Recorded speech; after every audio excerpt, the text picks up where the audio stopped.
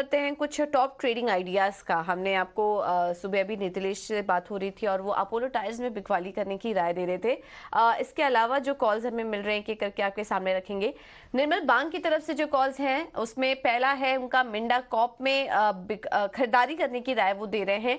222 का होगा लक्ष्य, स्टॉप लॉस 206 का सुझा रहे हैं। और औरोबिंदो फार्मा में भी इनकी खरीदारी करने की राय है, 524 का होगा लक्ष्य, स्टॉप लॉस दे रहे हैं 500 का।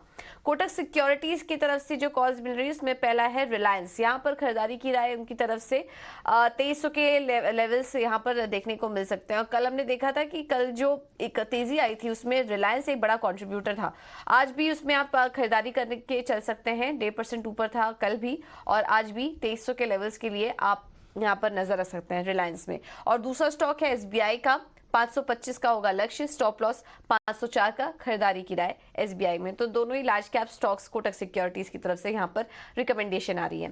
प्रभुदास लीलाधर ने गोदरेज कंज्यूमर में खरीदारी करने की राय दी है, 980 के लक्ष्य के लिए, स्टॉप लॉस होगा 945 का। और सन फार्मा में भी खरीदारी करने की राय आ रही है इनकी तरफ से। कल सन फार्मा में भी हम देख रहे हैं काफी पॉजिटिव डेवलपमेंट हो रहा है, कुछ ब्रोकरेज हाउस की रिपोर्ट्स भी आ रही हैं पॉजिटिव साइड।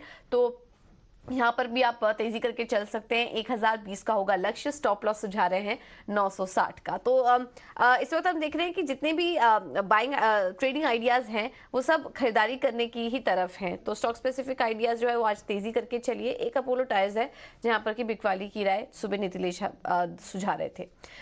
तो चलिए इन तमाम ट्रेडिंग कॉल्स पर भी हमारी नजर रहेंगी परफॉर्मेंस पर। लेकिन अब आगे बढ़ेंगे और कमोडिटी मार्केट में आज क्या करें एक बार ये भी देख लेते हैं। और एसएमसी ग्लोबल सिक्योरिटीज की वंदना भारती हमारे साथ जुड़ चुकी हैं। वंदना, थैंक यू सो मच इटीना स्वदेश को समय देने के लिए। अब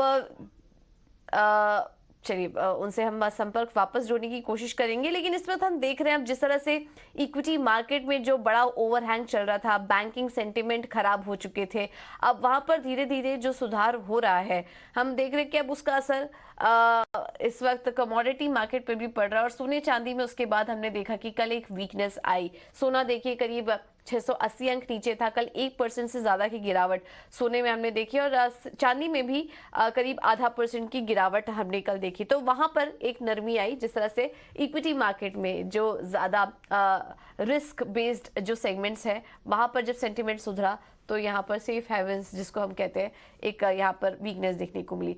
तो अब जो स्ट्रैटेजी आ रही है वो देखिए अब बिकवाली की ही तरफ है, क्योंकि काफी ज्यादा चल भी चुका है। तो अब बिकवाली आ सकती है ऊपरी स्तरों से।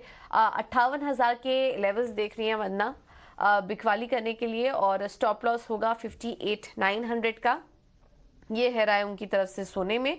और क्रूड में भी अगर देखेंगे तो अब यहाँ पर भी एक सेंटिमेंट में सुधार हुआ है। और यहाँ पर भी उन्होंने तेजी करने की ही राय दी है। कच्चे तेल में आप 5,850 के लेवल्स के लिए आप खरीदारी करके चल सकते हैं। यहाँ पर कच्चे तेल में टारगेट अब वो सुझा रही हैं 6,000 का, स्टॉप लॉस होगा 57.75 का। कल हमने देखा था कि क्रूड में भी करीब 4 से 5% की तेजी थी। जब वो जो हम सेंटिमेंट में सुधार होने की बात कर रहे हैं वहां पर भी अपने एक अच्छी तेजी देखी। 75 तक के लेवल्स आ चुके थे, लेकिन उसके बाद देखिए अब 78 के लेवल्स, 78 के आसपास के लेवल्स इस वक्त क्रूड में देखने को मिल रहे हैं। तो इस वक्त खरीदारी करने की राय होगी कच्चे तेल में। तो सोने में बिकवाली करके चलिए फिलहाल, और कच्चे तेल में खरीदारी करने की राय कमोडिटी में वंदना की तरफ से।